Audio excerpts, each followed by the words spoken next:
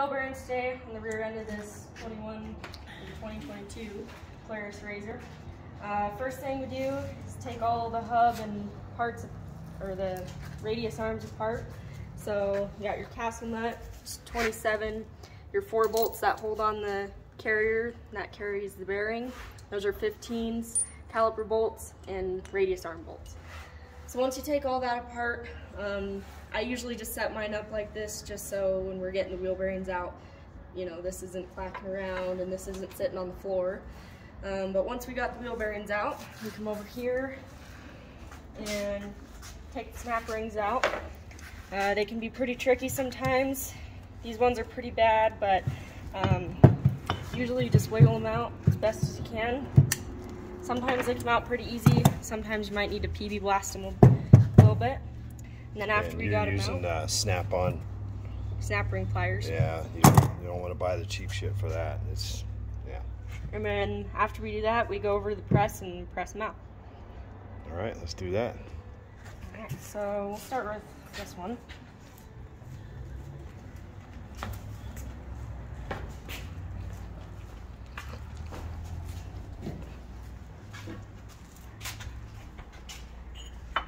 With the front ones on the Polarises, just the way, you know, it's not completely even, so sometimes you might have to set up your supports a bit different.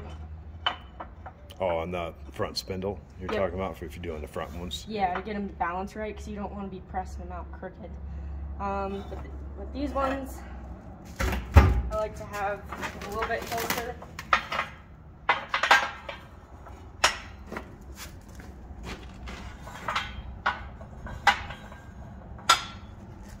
A little bit closer to the top. We usually use, I don't even know what these are, but they're pretty solid I think parts. they came out of this floor hoist somewhere in the floor. Yeah, those things right there. I think they busted them out of the floor. Which is actually quite cool. Point is just find some different round metal that might work. You might have to go to a metal shop and get some pieces and parts. Just different things, whatever will fit right inside there. Usually I have a busted small bearing that fits right inside here that'll press it out, but I don't know where that one went. No, it'll be cracked down the middle. But for now, we'll just set those in there. I usually just make sure it's nice and flat. Sometimes you might have to stick some metal under it, get it to support. Actually, it's pretty flat right there.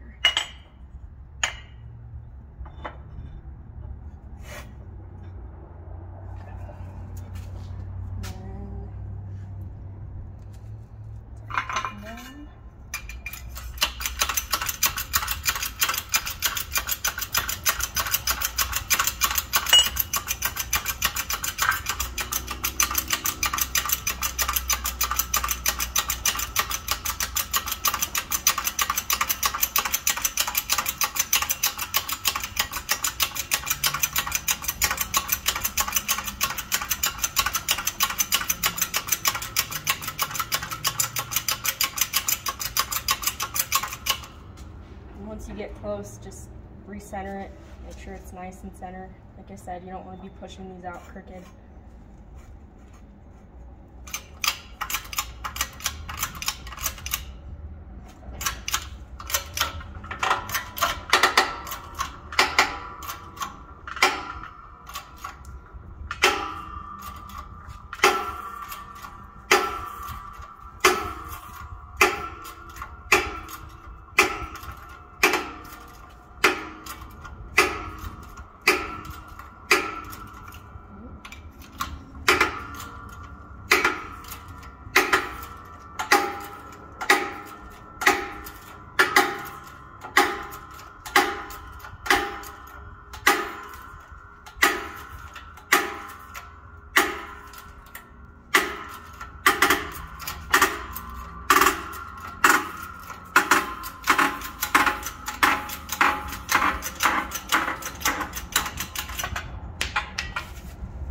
Funny to watch you do this versus the guys doing it, they always put that in there crooked, and they're struggling, and then it finally pops because they did it crooked. Yeah, but that one's definitely, I could almost take that apart by hand there.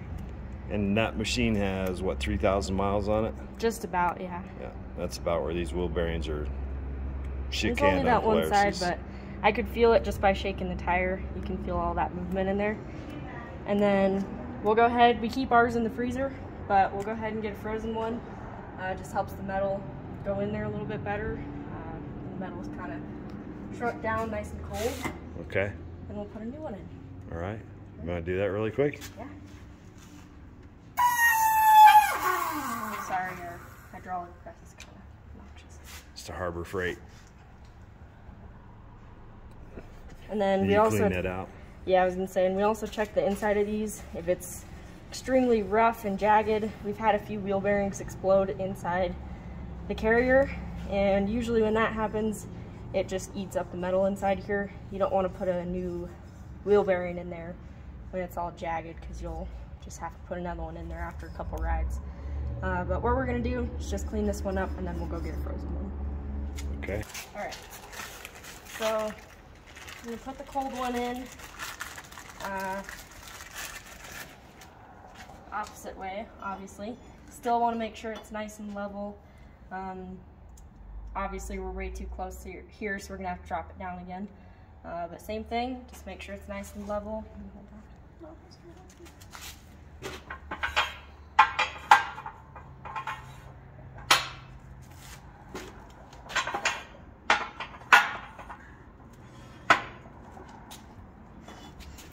What are you smiling about over there?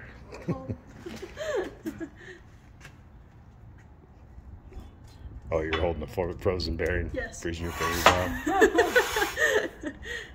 I'm not going fast enough.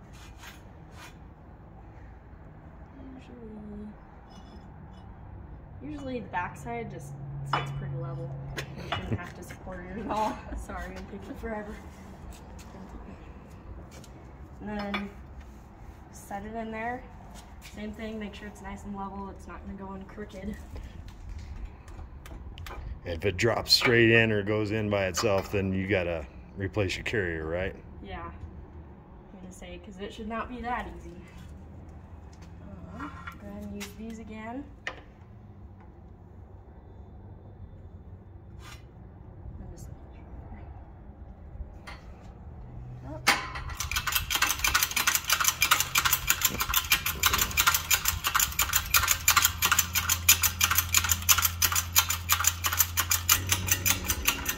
I usually just get it close and just line it up.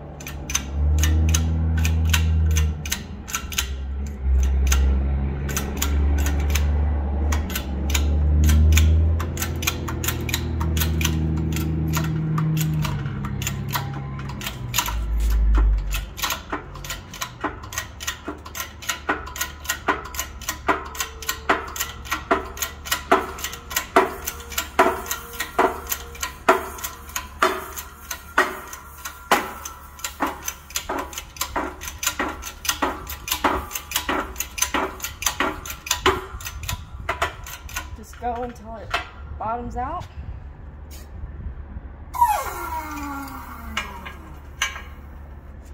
And that's it. And then you'll put your snap ring back in, and then go ahead and put it back on the machine.